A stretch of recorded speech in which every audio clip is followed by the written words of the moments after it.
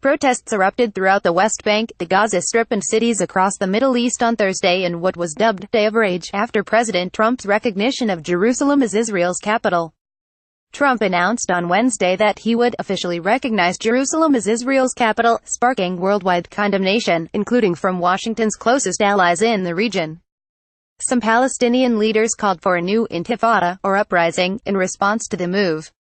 In the wake of his speech, Palestinian factions called for a general strike on Thursday, and the Palestinian Education Ministry canceled classes so that students and teachers could participate in the demonstrations.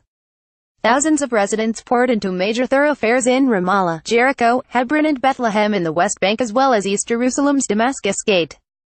Although both sides have long claimed their right to Jerusalem, recent iterations of the Israelo-Palestinian peace process have designated East Jerusalem as the capital of a future Palestinian state. How can the President of the United States flout international resolutions and ignore the feelings of millions of Arabs and Muslims? Asked Suhairar, a 43-year-old employee at the Palestinian Ministry of Health. She said she had come out to protest the unprecedented arrogance of the U.S. administration. Ahmed Gheem, a leader with the Palestinian faction Fatah, expressed his rejection of the Trump decision, adding that the honeymoon between Trump and Netanyahu would not come without costs. For 30 years, the Palestinian leadership thought the U.S. was the key to the solution, he said. Trump's decision proved this key is not suitable for any solution. Mustafa Barghouti, a Palestinian politician in the West Bank, insisted that Trump's decision forbids Palestinians from having any contact with the U.S., which, he said, has completely lost its role as a broker of the peace process. We must now unite behind an uprising that is based on nonviolence. As Palestinian protests succeeded in removing the electronic gates at the entrance to the Aqsa mosque in the summer, clashes flared between the protesters and Israeli troops, who deployed water cannons and fired what appeared to be rubber bullets and tear gas to disperse the demonstrators. At Kalandia, the checkpoint for Palestinians crossing between the West Bank and East Jerusalem, young Palestinian men hunkered behind garbage containers before hurling rocks at nearby Israeli soldiers firing tear gas.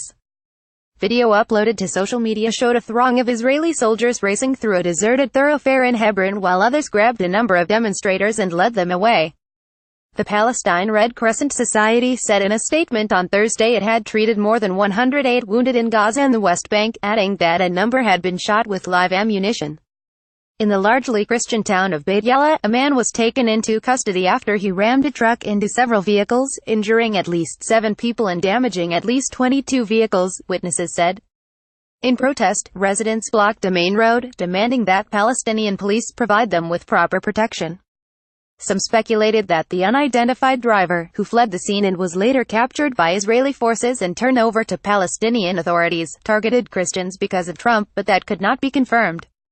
Ismail Haniyeh, head of the Palestinian Islamist group Hamas, said Trump's announcement marked a new equation in the satanic alliance between the U.S. and Israel that could only be confronted by launching the spark of a new intifada. He added that Jerusalem was unified and was Palestinian. There is no existence for Israel on the land of Palestine. It has no presence on the land of Palestine for it to have a capital, he said. We declare that what is called the peace process has been buried, and forever. Meanwhile, Palestinian Authority President and head of Fatah Mahmoud Abbas began a round of diplomatic maneuvering by meeting Jordan's King Abdullah in Amman on Thursday, where police had cut off roads leading to the U.S. Embassy in the West Amman neighborhood of Abdoun to prevent protesters from reaching its grounds.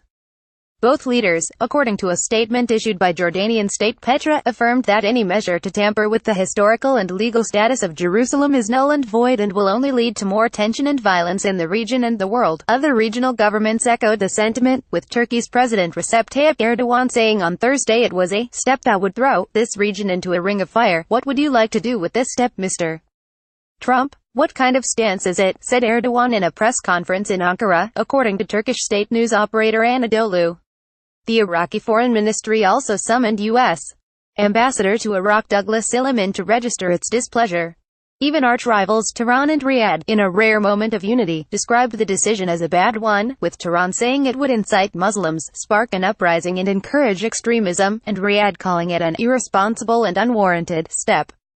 Still, Iranian Foreign Minister Javad Zarif couldn't resist taking a jab at the Saudis on Wednesday, tweeting that, if half the money spent by some of the rulers of the area to encourage terrorism, extremism, sectarianism and incitement against neighbors had been spent to liberate Palestine, we would not today be facing this American advance. Meanwhile, Israeli Prime Minister Benjamin Netanyahu thanked Trump for his historic announcement, insisting that other countries would soon follow suit and move their embassies to Jerusalem.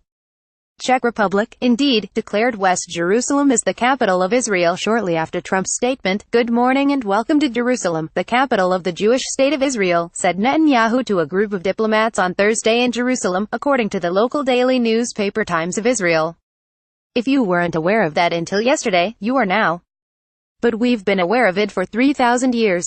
In his speech, Trump said it was time for the many in the region who desire peace to expel the extremists from their midst. Yet the move appeared to have emboldened the very forces Trump seeks to undermine. Al-Qaeda in the Arabian Peninsula, the terrorist group's Yemeni branch, said in a statement on Wednesday that Trump's decision was nothing more than the result of the steps toward normalization between a number of governments in the region, especially those in the Persian Gulf, and the Jewish occupation, another Al-Qaeda arm, Al-Qaeda in the Islamic Maghreb, which operates in Algeria, Mali and Mauritania, also blamed the traitorous apostate Arab rulers. Despite the escalation in rhetoric from Palestinian factions, some believe the announcement represented nothing new. People just woke up now and realized Jerusalem is occupied. It's been under Israeli control for decades, said Minal Aboud, a 39-year-old schoolteacher and resident of East Jerusalem standing near the Damascus Gate. The U.S. Congress had passed the Jerusalem Embassy Act in 1995, which stipulated the embassy be moved from Tel Aviv to Jerusalem. Since then, presidents have utilized a 6-month waiver to postpone the move. But others saw Trump's decision as proof that, despite recent overtures from Arab leaders to the president, Arab nations have become a non-issue for the U.S. Look at all the things the U.S. has done in the last 40 years. The only conclusion in the way they treat us is that we are dispensable. The oil is flowing, the arms sales are continuing, the terrorists are pretty much contained, and so we just don't matter, said Rami Kauri, a senior fellow at the Harvard Kennedy School Middle East Initiative. Kauri said Trump's actions told him and other Palestinians that, "I'm a piece of dirt, I have no rights, no voice, no meaning, no relevance, no strategic value, nothing." Listening to Trump's speech, Kauri said, "I had the feeling of total non-existence that I haven't felt since June 1967, when Israel's forces annexed Jerusalem." Caption Bulos is a special correspondent. Twitter at Nabi Bulos updates 3:42 p.m. This article was updated with additional details. This article was originally published at 9:15 a.m. Middle East, Palestinian, West Bank, Israel, Gaza Strip, Turkey, Iraq.